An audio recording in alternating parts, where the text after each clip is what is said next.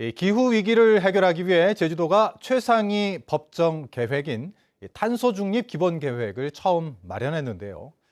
이 정부 목표보다 15년 빠르게 2035년까지 탄소를 배출하지 않겠다는 야심찬 계획을 발표했습니다.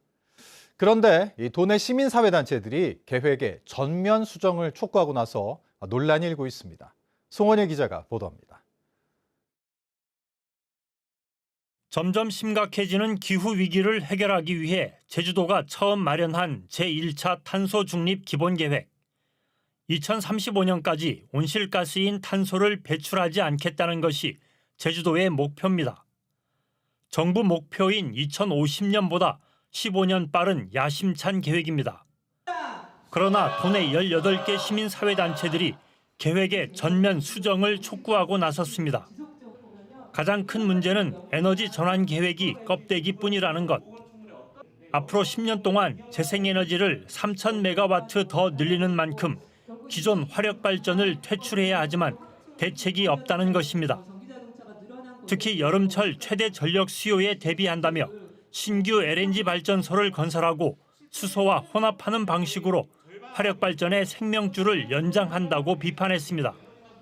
이 피크 시기 때문에 굉장히 과도한 지금 시설이 필요하다라는 얘기가 나오고 있는 건데, 그렇다면 이 피크를 어떻게 줄여나갈 것인가에 대한 굉장히 구체적인 내용들이 담겨져 있어야 되지만 사실 이런 내용도 지금 어쨌든 계획상에는 반영이 되어 있지 않습니다. 전체 온실가스 배출량의 절반을 차지하는 교통, 수송 분야 대책도 문제로 지적됐습니다. 막대한 보조금을 지원해 전기차가 4만 대에 육박하지만 동시에 석유를 쓰는 자동차도 늘었다며 대중교통과 자전거, 보행 중심으로 정책을 바꿔야 한다고 강조했습니다. 굉장히 눈속임이라고 볼 수 있고요. 그래서 전기자동차 보급 중심의 수송 분야의 온실가스 감축 정책은 전면적으로 지금 수정이 필요한 상황입니다. 전기가 줄줄 새는 도내 노후주택이 6만 5천여 채로 전체의 4분의 1을 넘지만 별다른 단열 개선 대책이 없는 것으로 지적됐습니다. 제주도는 전력 수급의 안정을 위해 LNG 발전이 필요하고 수소를 혼합해 탄소 배출을 줄이는 것이 현실적인 대안이라고 밝혀 탄소 중립 대책을 둘러싼 논란은 계속될 전망입니다. MBC 뉴스 송원일입니다.